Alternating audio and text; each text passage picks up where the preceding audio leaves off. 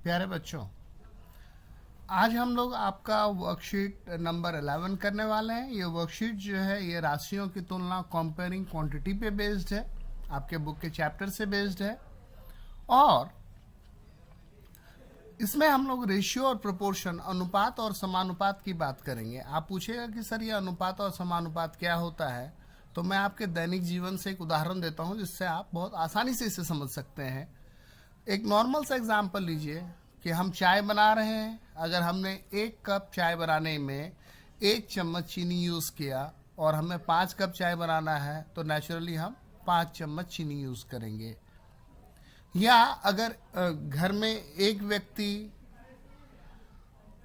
5 रोटियों को खाता है और घर में 6 लोग हैं, इसका क्या मतलब है कि 30 रोटियां बनेंगी।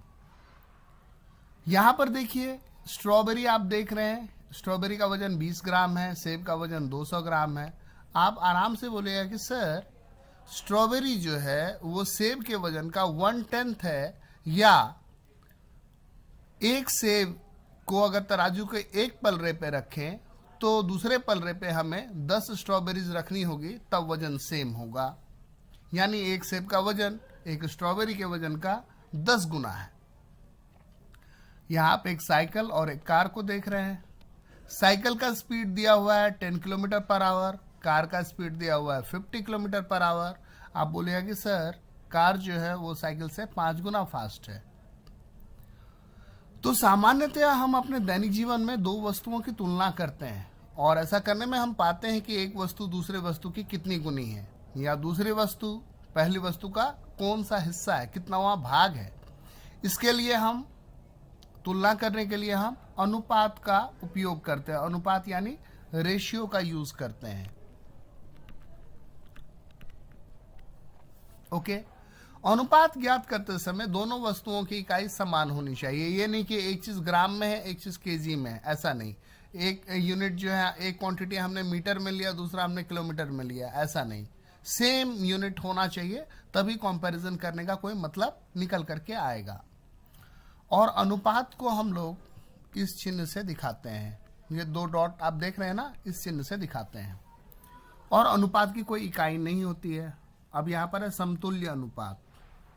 अलग अलग अनुपातों को समान भिन्न में बदलकर उनकी तुलना की जा सकती है।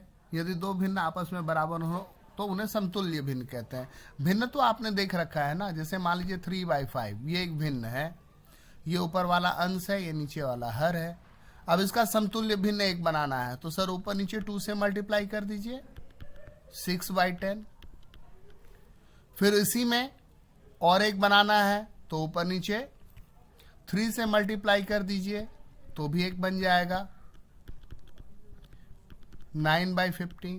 तो इस तरीके से आपने एक अनुपात से समतुल्य अनुपात बना दिए, या एक भिन्न से आपने समतुल्य भिन्न बनाया। तो बहुत नॉर्मल सा चीज है। अब देखिए, आप एक एग्जाम्पल दिया गया है, बोलता है कि 3 किलोमीटर और 300 मीटर का रेशियो निकालो। आपको क्या बोला जा रहा है कि 3 किलोमीटर और 300 मीटर, इसका रेशियो निकालिए।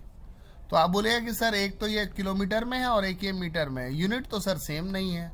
तो यूनिट को सेम करने के लिए यहाँ पर आप टेबल देख रहे हैं कि आपको टेबल दिया हुआ है कि 1 रुपये में 100 पैसे होते हैं। आपको बहुत पहले से पता है। एक दिन में 24 घंटे होते हैं, ये भी आप जानते हैं। 1 घंटे में 60 मिनट है, ये आपको पता है। 1 किलोमीटर में 1000 मीटर होते हैं, आपको ये भी पता है। 1 मीटर में 100 सेंटीमीटर होते हैं। 1 लीटर में 1000 ml होता है, मिलीलीटर होता है। और अगर कोई भी चीज़ 1 दर्जन खरीदते हैं तो उसमें 12 इकाइयाँ होती हैं। ये तो कॉमन सा चीज़ है। तो सर हमारा जो यहाँ पे क्वेश्चन है, 3 किलोमीटर को और 300 मीटर को रेशियो में कन्वर्ट करना है, देखना है। तो 3 किलोमीटर को सर पहले मीटर में बदलिए, तो 3 × 1000, रेशियो 300।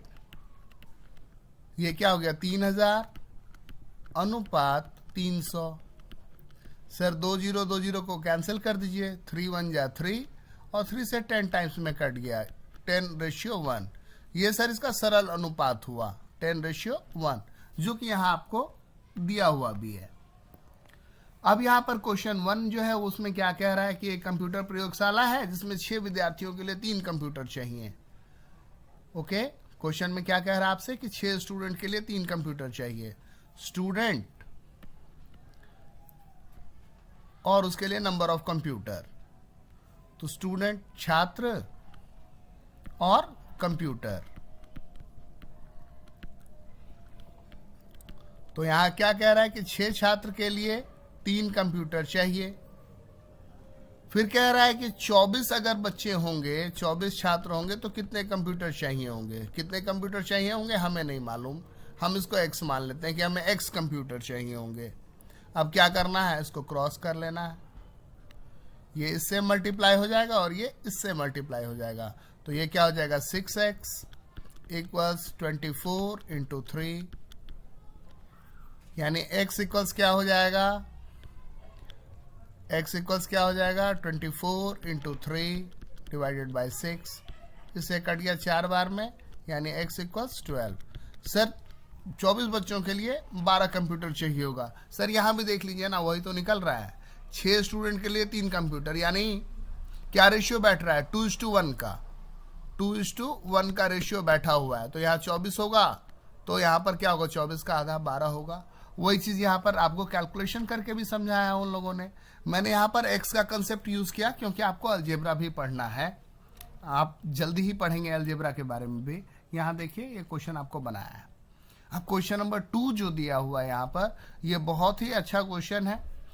आपको पता है ना कि राजस्थान जो है वो भारत का क्षेत्रफल के हिसाब से सबसे बड़ा राज्य है, लेकिन साथ में एक चीज़ और भी है कि डेजर्ट इलाका है, पानी की कमी है, टेम्परेचर ज़्यादा है, तो वहाँ जनसंख्या कम रहती है। साथ में आपने ये भी पढ़ा है कि यूपी जो है उसकी जनसंख्या जो है वो राजस्थान के कंपैरिजन में ज़्यादा है। आप देख रहे हैं ना, यहाँ पे 570 लाख लोग रह रहे हैं, यहाँ पे 1660 लोग रह रहे हैं, 1660 लाख लोग रह रहे हैं। अब राजस्थान का क्षेत्रफल जो है वो 3 लाख प्रति वर्ग किलोमीटर है और यूपी का क्षेत्रफल जो है वो 2 लाख स्क्वायर किलोमीटर है। अब बोलता है कि आप उसका रेशियो निकालिए, तो रेशियो निकाल देते हैं, बहुत आसानी से निकल जाएगा रेशियो। हमको क्या करना है, हम लिखेंगे राजस्थान और यूपी उत्तर प्रदेश। राजस्थान के बारे में आपके पास इंफॉर्मेशन है क्या, कि जनसंख्या दिया हुआ है और उसका क्षेत्रफल दिया हुआ है। वही सेम चीज यूपी के बारे में भी, जनसंख्या है गिवन, पॉपुलेशन है गिवन आपके पास, और क्षेत्रफल भी है गिवन। ठीक है, तो क्या है,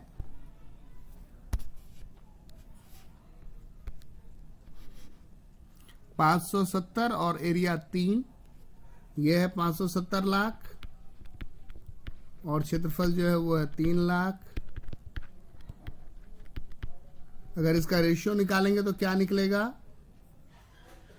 570 डिवाइडेड बाय 3, इसका क्या मतलब हुआ, कैंसिल करके 190 पीपल, इतने लोग प्रति स्क्वायर किलोमीटर रह रहे हैं।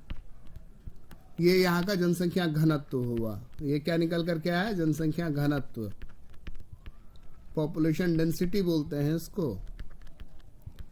पॉपुलेशन डेंसिटी के हिसाब से अगर देखें तो बंगाल जो है वो बहुत ही घना बसा हुआ राज्य है। ये आपने पढ़ा होगा अपनी ज्योग्राफी के बुक में, मैम ने बताया होगा आपको। और यूपी अगर देखें तो यूपी का जनसंख्या जो है वो दिया हुआ है 1660 लाख और क्षेत्रफल जो है वो दिया हुआ है 2 लाख। लाख में नहीं लिख रहा हूं, ये ऑलरेडी कैंसिल हो जाएगा। और यहाँ का अगर घनत्व देखें, यहाँ पर अगर घनत्व देखें तो ये क्या हो रहा है,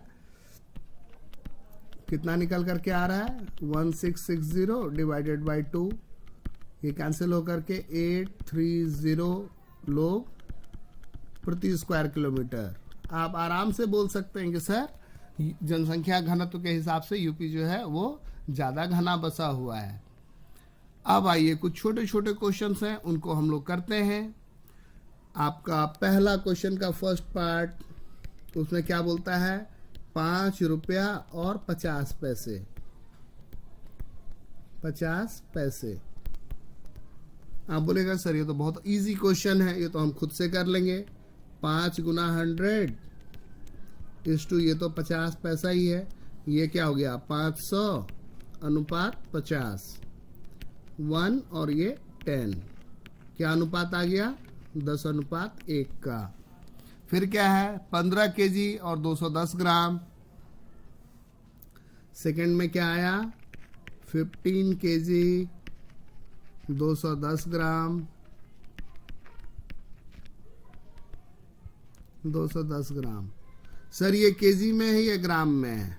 तो इसको सर ग्राम में कन्वर्ट कर लेते हैं। 15 केजी को अगर ग्राम में कन्वर्ट करेंगे तो उसके लिए क्या है, आपको पता है 1 केजी में 1000 ग्राम होता है, रेशियो 210 ग्राम। ये क्या हो गया 15,000, रेशियो 210। ये कैंसिल हो गया 3 से 7 बार में और 3 से 500 बार में। क्या अनुपात निकल कर के आया 500:7। फिर अगला क्या बोल रहा है, बोलता है 9 मीटर और 27 सेंटीमीटर। बहुत आसान है। तीसरा क्या बोल रहा है 9 मीटर रेशियो 27 cm। 9 मीटर को सेंटीमीटर में बदलेंगे तो 9 × 100:27। ये क्या हो गया, ये हो गया 900 रेशियो 27। 3 से 9 बार में और 3 से 300 बार में, फिर 3 से 3 बार में और 3 से 100 बार में। तो क्या रेशियो आया निकल करके 100:3। फोर्थ क्वेश्चन जो है वो मैं नहीं कर रहा हूं, वो आपको खुद से करना है, हिंट दिया हुआ है।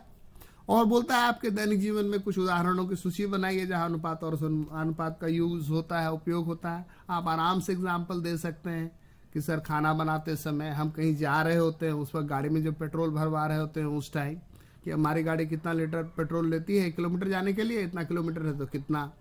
या ये देखने के लिए कि अगर इस स्पीड से जाते हैं तो यहाँ पर इतना टाइम में पहुंचते हैं, अगर स्पीड ये होगा तो कितना टाइम लगेगा।